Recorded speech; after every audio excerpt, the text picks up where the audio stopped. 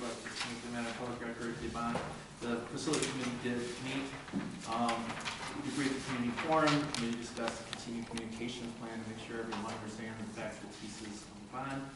We discussed possible locations for a multi-purpose facility in the event that the bond would pass, and discuss enhancements to safety turtles. It's really important. The other part of that here is the delegate that I'm become for your assembly. I know this came to you in an email form from Star, but I'd like you to look at these. Towards the end, when you get into the amended resolutions and the resolutions that are removed, nothing earth-shattering here, but you might want to look at it in case you have a question you want me to ask while I'm there. Prior to voting on them, you'll get the right to come up and speak for 3 minutes.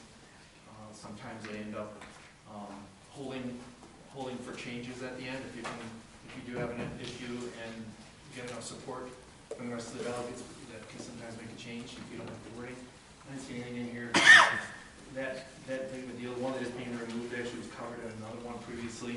You'll see that right at the end. Simply change of words. It was covered by one instead of having to have 2 rules.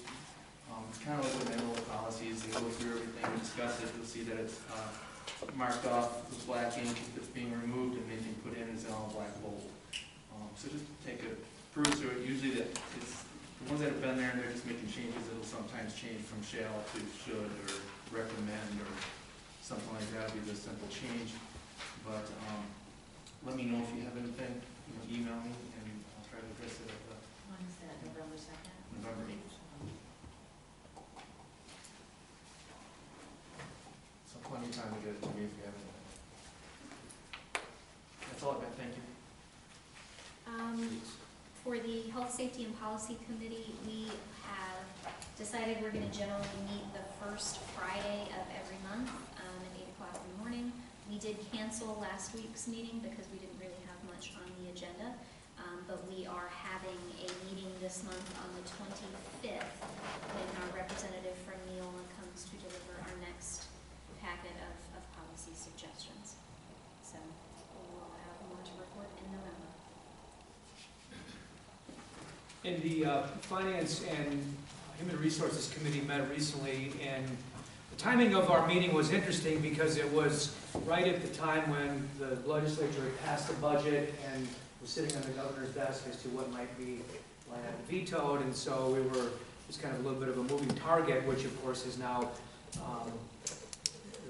there's been some uncertainty that's been added to that process. But the good news is that, as Dr. Gray indicated earlier in his comments, we budgeted initially for $150 per pupil with a budget that was ultimately signed. We did end up getting the maximum allotment of $240, so we're going to see at the amended budget process in January a nice healthy bump from the revenue side to the budget, which again goes to, I think, what really is a strength of this administration is taking a very fiscally conservative approach, so that we find ourselves ultimately when we are amending budgets, at least since I've been on the board, they've always been good news amendments and they've never been bad news amendments. So that's certainly something that we want to continue as we move forward.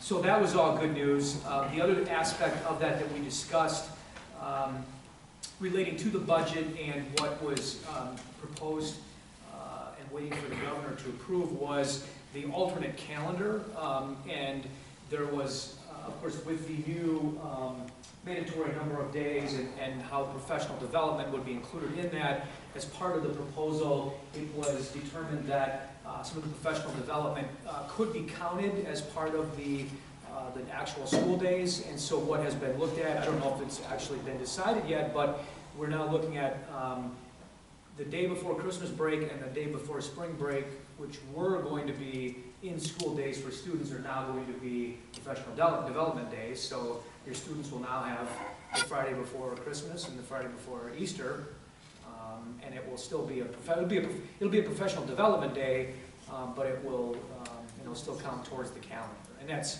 I don't know if that's set in stone yet, but that's. We met today, so we have an LOA on that today. We'll be signing that. Sharon's going to work on that the next 2 days, and then they're going to announce to the BEA on Thursday. We'll announce to our parents on Friday.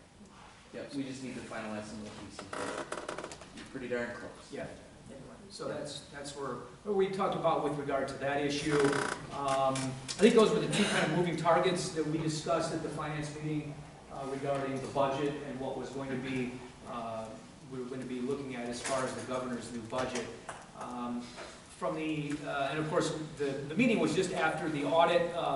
We obviously had a very glowing audit that was presented at the full board meeting, which happened to be the day before the finance committee meeting. So we kind of recapped and looked at that, and obviously took into consideration as we move forward with the financial planning. From the HR side, during our meeting, we looked at and we're discussing and what's going to be looked at by the administration. A couple of things. One is looking at the bringing the coaches back within the control of the school district as opposed to the current structure. That's something that's being looked at. There's pros and cons from a human resources, from a liability standpoint, from a cost standpoint. So there's a lot of pieces that have to be analyzed, and that's something that is going to be looked at. Just pick up on that, we had a meeting last week, it's a part of a bigger discussion that Sharon's leading in terms of our Schedule B, Schedule C positions. So it extends beyond even the athletic portion of it to, are the jobs the same as they were 5 years ago, 10 years ago? Is there more responsibility? Are the jobs even done anymore? We clean it up about every 5 years. This is 5 years from the last time we took a look at it, and so it's another cleanup process. So that's in the works. I mean, there's really nothing to report at this point, but just wanted to give everyone That'll probably take us the majority of the year too. That's a big thing to tackle. A lot of moving parts on that. And then really the last thing we talked about, just kind of recapping, and it was in Dr. Gray's Friday reports related to the incredible financial savings that we've experienced as a district through our participation in the insurance consortium. It's not only been a tremendous financial benefit for the district, but because of the leverage that we have been able to secure being a part of that consortium, and a lot of kudos goes to Dr. Gray and really pushing that agenda, it has also resulted in a significant cost savings to our employees. We see the savings on the employer side, but correspondingly, they've also realized significant savings relative to what their peers are getting in other districts because of our ability to leverage the consortium. And I mean, it's really been an astronomical number that has been of a benefit to really everyone, and is truly a win-win. So that's all we have.